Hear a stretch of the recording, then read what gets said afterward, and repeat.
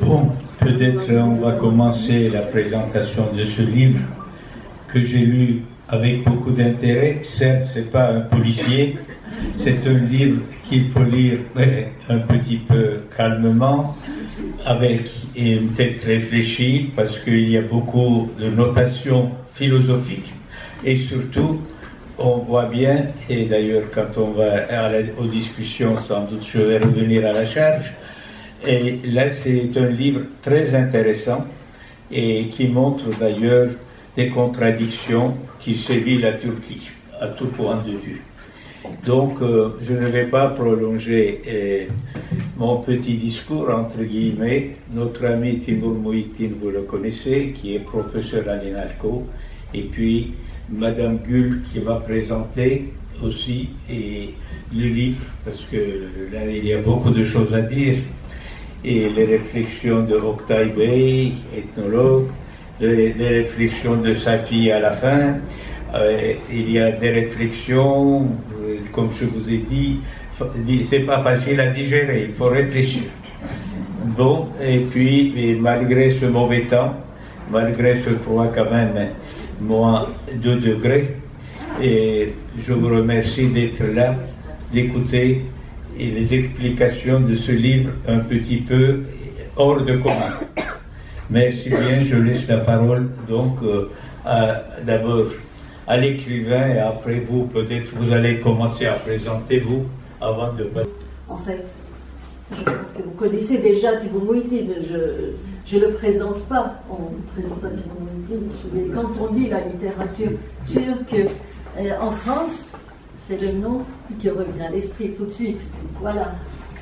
Et donc, je disais, le deuxième roman de Timur, qu'on connaissait en tant que traducteur, en tant qu'enseignant, et en tant qu'éditeur, et puis en tant que... etc., etc. Et puis, voilà, romancier. Le premier roman de Timur Muhittin, Un cœur double. Donc, c'était en fait une étape dans l'histoire d'amour de Verlaine et Rimbaud. Et si je parle de ça, je trouve que dans ce deuxième roman, il y a aussi un cœur double, non? Le père et la fille. On pourrait dire que c'est encore une histoire de cœur double entre un père très particulier et une fille encore plus particulière. C'est ce que voulait dire Dr Unger tout à l'heure, parce que on peut mettre les pieds dans le plat tout de suite. Le père est un républicain, plutôt laïque, plutôt moderniste, qui va venir en France dans les années 60 pour procéder à une enquête de terrain assez ambitieuse, c'est-à-dire les Français. Alors il dit, en Turquie on connaît très bien les Français depuis des siècles, enfin on a l'impression de les connaître.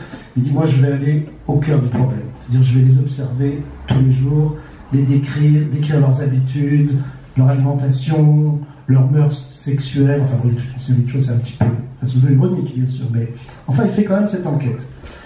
Et puis il va rentrer en Turquie en 74, donc c'est un petit côté historique, et là, déçu de ne pas être reconnu dans ses recherches, en fait ça n'a aucun intérêt, aucun impact en Turquie, il va devenir conservateur.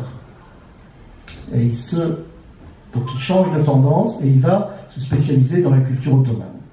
Bon, c'est aussi les fameuses contradictions dont je parlais tout à l'heure, mais qui existent. Hein. On sait qu'il y a eu des exemples, et il y aura encore des exemples de ce genre de figure.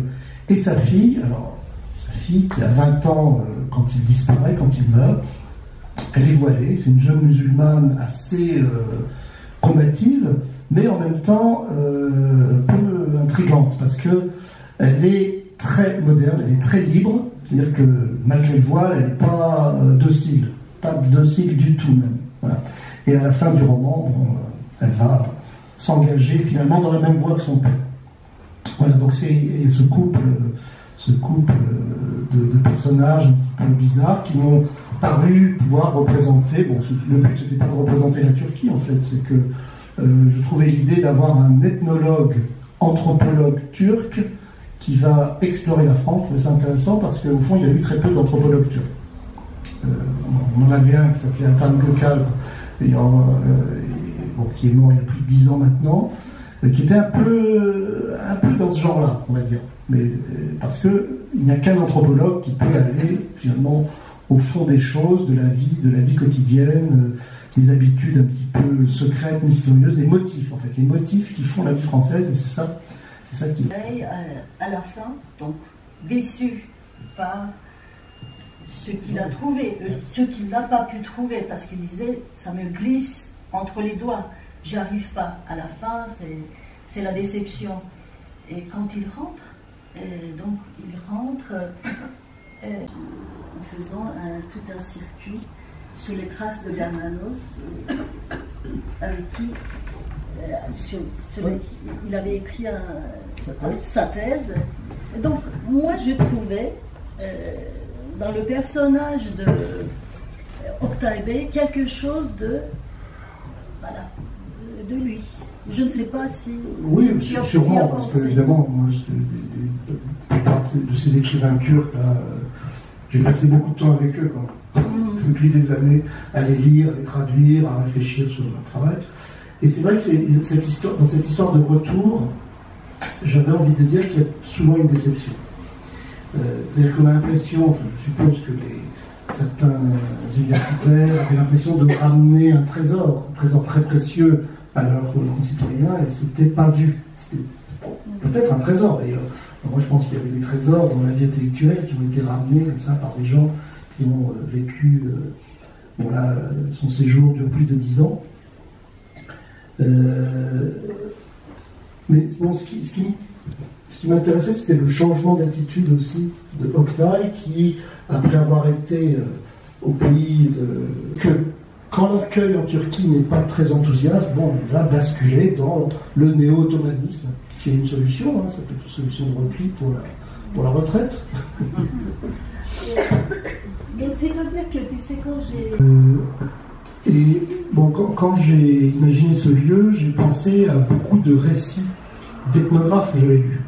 Et les récits classiques d'ethnographes, c'est souvent des Européens qui vont dans un village en Afrique, éventuellement en Asie, souvent en Afrique. Donc c'était un petit peu un clin d'œil à cette façon qu'avaient eu les Européens de fonctionner. C'est-à-dire on va dans un village, tout est très typique, tout est pittoresque, tout est plus africain, plus asiatique qu'ailleurs.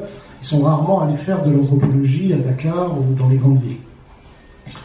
Alors lui, il a la même idée. Et du coup, évidemment, il va tomber sur un mode de vie très provincial, un peu le contraire de l'image qu'on se fait de la France moderne quand on vient de l'extérieur, et Paris ou les grandes villes. Donc il a envie d'insister sur ça. Les Français sont archaïques, en fait.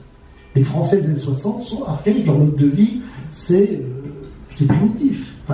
Donc je ne sais pas si c'est la vérité. Bon, dans ma tête, c'est un petit peu la vérité, parce que moi, j'ai passé beaucoup de temps dans des villages, mais c'est lui qui parle. Et en fait, c'est une façon, encore une fois, de renverser les valeurs, puisque lui, il a envie de faire une œuvre novatrice et de désacraliser l'Europe. C'est très important pour lui. Il est ce qu'on appelle, à l'époque, un anti-colonialiste, en fait. Tiers-mondiste, anticolonialiste, il se nourrit de tout ça. Bon, il va s'en débarrasser un petit peu au fur et à mesure du temps, mais il est marxiste, quoi. Il est marxiste, style 1960. Donc forcément, il utilise ces outils-là. Et moi, je trouvais ça amusant de le faire par rapport à cette France moderne de la période de Gaulle-Pompidou qu'on nous vend toujours comme un lieu de grande modernité. Ben non, c'était pas le cas d'ailleurs. Oui, enfin, votre œuvre, c'est fait. Je ne sais pas si vous félicitez, mais en tout cas. Mais je vois qu'il y a du succès. Oui, mais ici, on est en... Docteur Inger sait faire venir. Et en fait, c'est là que j'ai passé plus de temps. Ah oui, c'est pas le même